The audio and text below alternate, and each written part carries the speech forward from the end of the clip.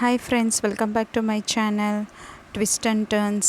இந்த வீடியோவில் நம்ம பார்க்க போகிற ரெசிபி ரொம்ப ஸ்பெஷலான ரெசிபி. பாய் வீட்டு நெய் சோறு எப்படி செய்கிறதுன்னு தான் பார்க்க போகிறோம். இதை செய்கிறது ரொம்ப ஈஸி, அதே சமயம் ரொம்ப டேஸ்டியாக இருக்கும். ஸோ வீட்டில் கண்டிப்பாக ஒரு தடவை ட்ரை பண்ணி பாருங்கள். ட்ரை பண்ணி பார்த்துட்டு எப்படி இருக்குன்னு சொல்லுங்கள்.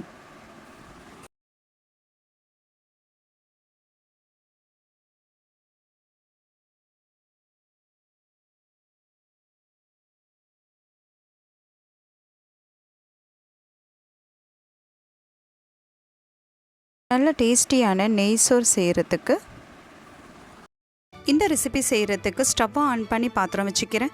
பாத்திரம் சூடான பிறகு நான் இங்கே 4 டேபிள் ஸ்பூன் எண்ணெயை சேர்த்துக்கிறேன்.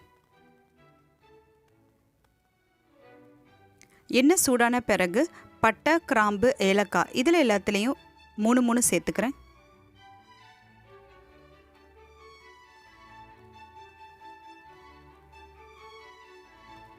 ஒரு பிரியாணி இலையை சேர்த்துக்கிறேன்.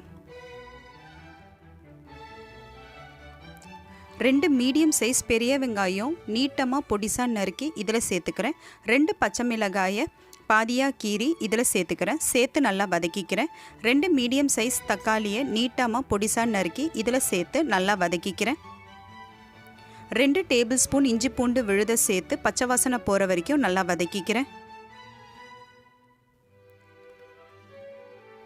சேர்த்த பொருள் எல்லாமே நல்லா வதங்கின பிறகு ஒரு கைப்பிடி அளவு புதினா, ஒரு கைப்பிடி அளவு கொத்தமல்லியை சேர்த்துக்கிறேன்.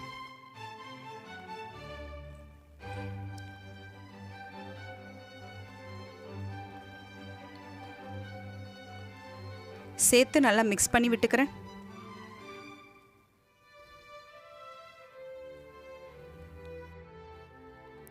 அளவு தண்ணியை நான் இதில் சேர்த்துக்கிறேன். நான் இங்கே 3 கப் ஜீரக சம்பா அரிசி எடுத்திருக்கேன். ஸோ 1 கப் அரிசிக்கு 2 கப் தண்ணின்ற அளவில் நான் இங்கே 6 கப் தண்ணியை இதில் சேர்த்துக்கிறேன். சேர்த்த பிறகு தேவையான அளவு உப்பை சேர்த்து நல்லா மிக்ஸ் பண்ணி விட்டுக்கிறேன். தண்ணி கொதி வந்த பிறகு நான் ஏற்கனவே க்ளீன் பண்ணி ஊற வச்சிருந்த ஜீரக சம்பா அரிசியை தண்ணியை வடிகட்டிட்டு அரிசியை மட்டும் நான் இதில் சேர்த்துக்கிறேன்.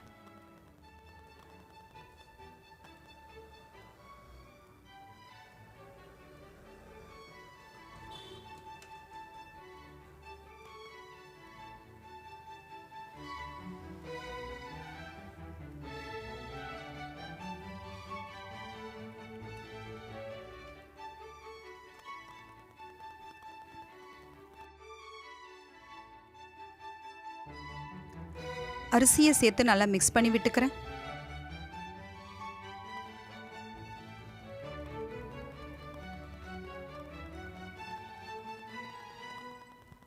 ஸோ இப்போ பாருங்கள், சேர்த்த தண்ணி எல்லாமே குறைஞ்சிருச்சு, அரிசியும் ஓரளவுக்கு வெந்துருச்சு. இதுதான் கரெக்டான பதம் தம்முக்கு விடுறதுக்கு.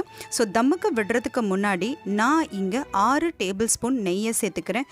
இது நெய் சோறுன்றதுனால நெய் எந்த அளவுக்கு அதிகமாக சேர்க்குறோமோ அந்த அளவுக்கு நல்லா வாசனையாக இருக்கும், நல்லா சாஃப்டாகவும் இருக்கும். அதனால் நான் இங்கே 6 டேபிள் ஸ்பூன் நெய்யை சேர்த்துக்கிறேன்.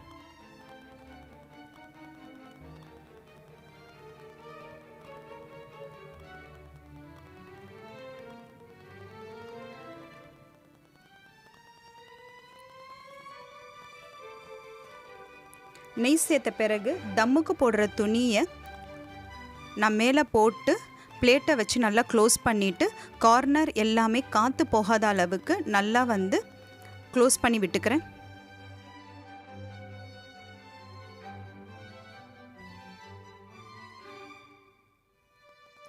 எல்லா சைடும் நல்லா க்ளோஸ் பண்ண பிறகு ஒரு வெயிட் எடுத்து நல்லா மேலே வச்சிடுறேன்.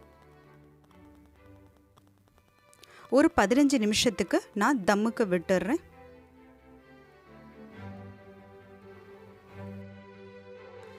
பதினஞ்சு நிமிஷம் ஆயிடுச்சு. வாங்க சாதம் வெந்திருக்கான்னு பார்க்கலாம். நல்ல மணமாக இருக்குது திறக்கும் போதே. ஸோ சாதமும் நல்லா வெந்துருச்சு.